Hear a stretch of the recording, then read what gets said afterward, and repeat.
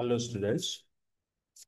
The very first topic today we are going to discuss is the definition of data warehouse, characteristics of data warehouse, and the difference between data warehouse and DBMS, traditional DBMS. Let me tell you, whatever I'm going to discuss, only focus on that, only those topics what I will discuss. Okay, because I'm going to consider only the important parts of this paper. So no need to go through other books or other notes. Just focus whatever I'm going to teach. So data warehouse. Data warehouse क्या है?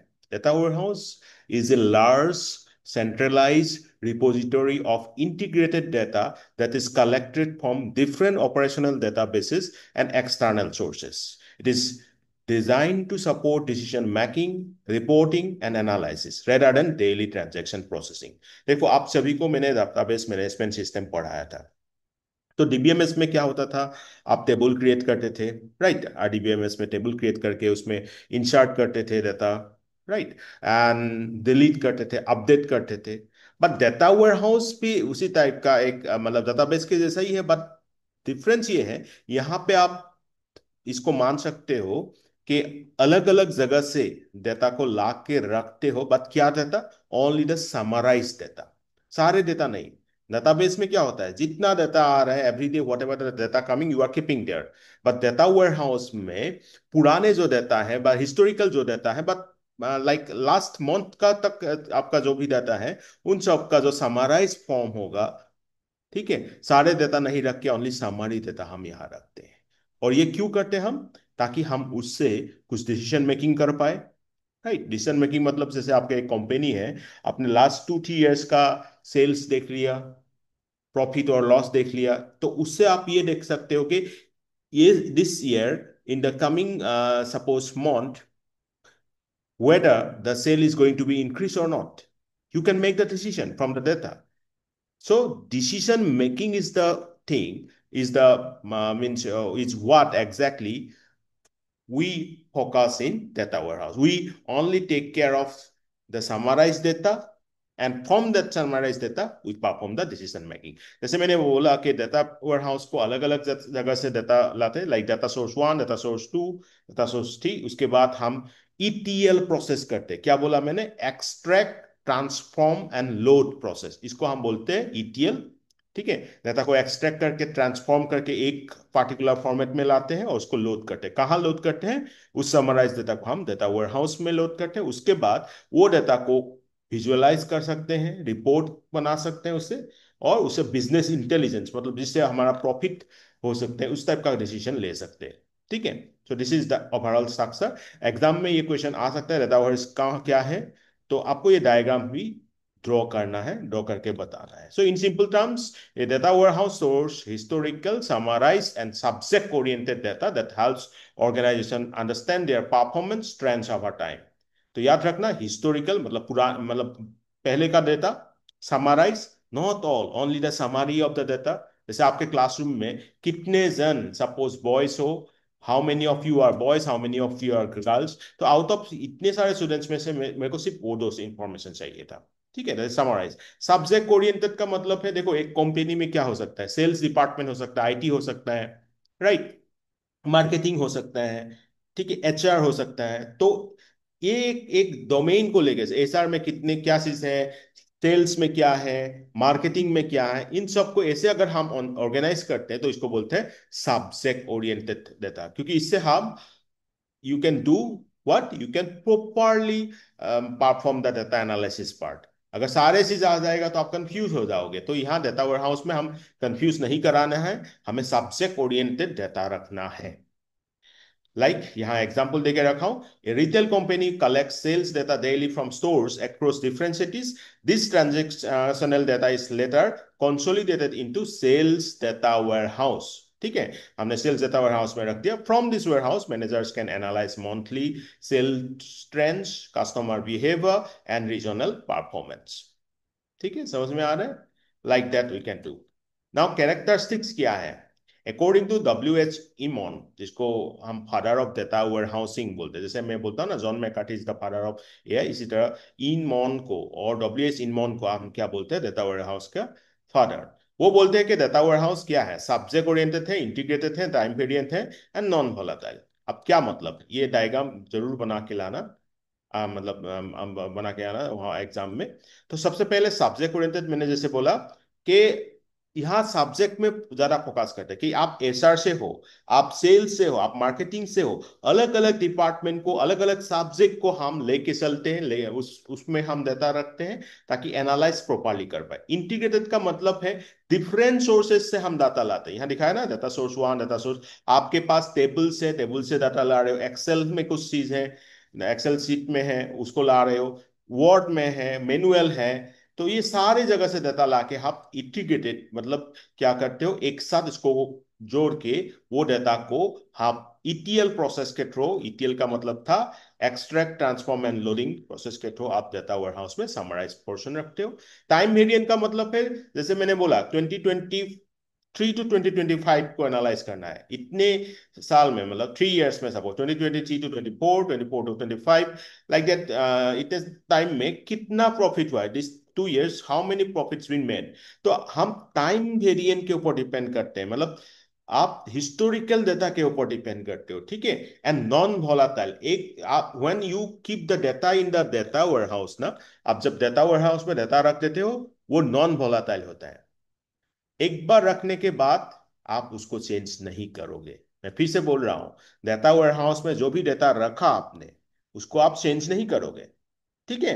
DBMS में क्या होता था, जो भी data रखा आप अपडेट कर सकते हो, बट डेटा वेयरहाउस में ऐसा नहीं है, नहीं करते हो, ठीक है।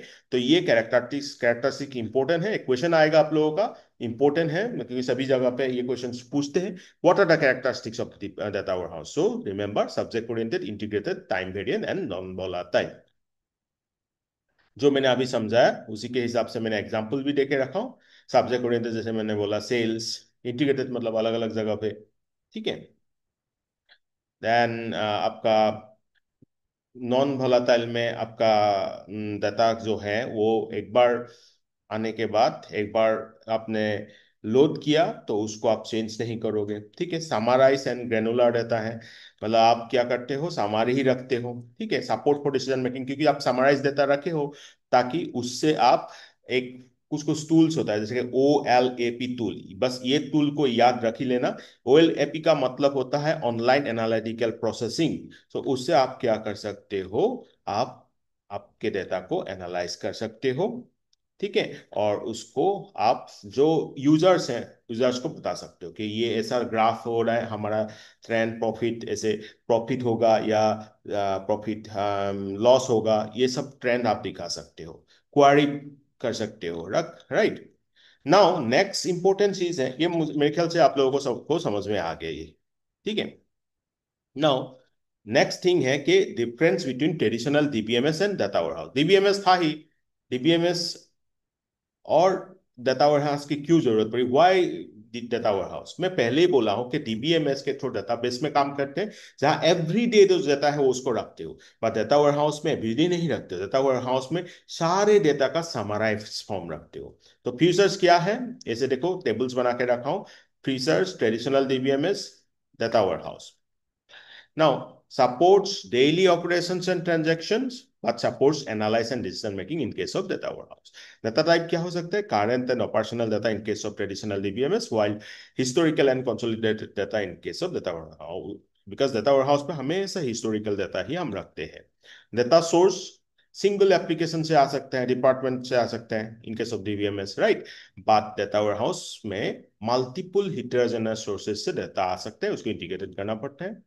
स्कीमा मतलब आप क्या करते हो, कैसे दादा को मतलब मॉडलिंग करोगे, वो नॉर्मलाइज, याद है ना आप लोगों को नॉर्मलाइजेशन पढ़ाया था, रिडंडेंसी को कम करने के लिए, वो हम अप्लाई करते हैं डीबीएमएस में। बात यहाँ क्या कर सकते हैं, क्या करते हैं हम, मतलब डेटा वेयरहाउस में हम स्कीमा यूज करते हैं, like star schema, like snow में फ्लैक्स की, मैं क्या है मैं दिखा दूंगा, वेरी इजी है, मतलब एक स्टार के जैसा ग्राफ बनाते हैं हम, जिसमें अलग अलग टेबल्स को दिखाते हैं। सेंट्रल में मेन टेबल रहता है, फैक्ट टेबल, उससे बाकी सारे टेबल्स डायमेंशन टेबल रहता है। ठीक है। तो याद रखना, ट्रेडिशनल डीबीएमएस में हम नॉर्मलाइजेशन यूज करते थे, यहाँ हम डीनॉर्मलाइज स्कीमा यूज करते हैं, लाइक स्टार एस स्नोफ्लेक। और यूजर्स डीबीएमएस में सब लोग हो सकते हैं, क्लार्क्स भी हो सकते हैं, डेवलपर्स भी हो सकते हैं, ऑपरेशनल जो भी ऑपरेशनल स्टाफ जो भी डाटा को इंसर्ट कर सकते हैं, अपडेट कर सकते हैं, वो सब हो सकता है, क्योंकि उसमें कोई डिसीजन मेकिंग नहीं हो रहा है। बात डाटा वेयर हाउस में हम डाटा ही इसलिए रखते हैं ताकि डिसीजन मेकिंग कर पाए, प्रॉफिट और लॉस होगा ये देख पाए, इस टाइप का डिसीजन मेकिंग, बिजनेस एनालिटिक्स कर पाए। तो यहाँ जो यूजर्स होगा ये नॉर्मल कॉमन लेवल का नहीं, वो थोड़ा अपर लेवल का होगा, like managers, analysis, decision makers in case of data warehouse. Queries क्या होगा? सिंपल इंसर्ट, अपडेट, डिलीट, इनके select in case of TPMS. बात यहाँ पे डाटा वेयर हाउस में कॉम्प्लेक्स एनालिटिकल क्वेरीज होगा, ट्रेंड्स देखेंगे हम, एग्रीगेशन देखेंगे। ठीक है। डाटा वोलाटिलिटी क्या होता है डीबीएमएस में? हाँ, यस, डाटा वोलाटाइल हो सकता है, डिलीट कर सकते हो, अपडेट कर सकते हो, बट डाटा वेयर हाउस में नॉन वोलाटाइल होता है, स्टेबल डाटा होता है। डाटा वेयर हाउस में जब डाटा रखते हो उसको चेंज नहीं करते हैं हम। एग्जाम्पल आप दे सकते हो, आपके यूनिवर्सिटी का ERP सिस्टम बनाते हो DBMS, like similarly banking system for deposit and withdrawals. Similarly data warehouse का एग्जाम्पल दे सकते हो, financial warehouse use for yearly profit analysis. ठीक है। और एक एग्जाम्पल लाइक ऑपरेशनल डीबीएमएस हम डिपॉजिट, विड्रॉल, फंड्स ट्रांसफर के लिए रखते हैं, और डाटा वेयर हाउस में समराइज डाटा रखते हैं ताकि total deposits per branch, customer transaction patterns कैसा हो रहा है, रिस्क, क्रेडिट रिस्क ट्रेंड्स को हम देख सकते हैं लास्ट 5 years का। ठीक है। So while DBMS supports daily functioning, DBMS हमें day to day, every day और एवरी आवर बेसिस वर्क के लिए चाहिए होता है, बट डाटा वेयर हाउस हमें स्ट्रेटेजिक एनालिसिस के लिए, डिसीजन सपोर्ट के लिए चाहिए होता है। एक अपर लेवल का चीज है ये, इसको हम सिर्फ बिजनेस एनालिटिक्स के लिए यूज करते हैं। So data warehouse acts as the brain of analytical system, providing a long-term, consistent, and integrated view of organizational data that enables intelligent business decision। ठीक है, समझ में आ गया? सो माय डियर स्टूडेंट, ये पूरा देख लेना। और आज के लिए एक क्वेश्चन है आप लोगों का, define data warehouse, explain the characteristics of data warehouse and with examples show the difference between traditional DBMS and data warehouse. ये 15 मार्क्स का क्वेश्चन है, ये कर लेना, आंसर ग्रुप में दे देना। ठीक है, चलो, with this I'm ending the class। Thank you।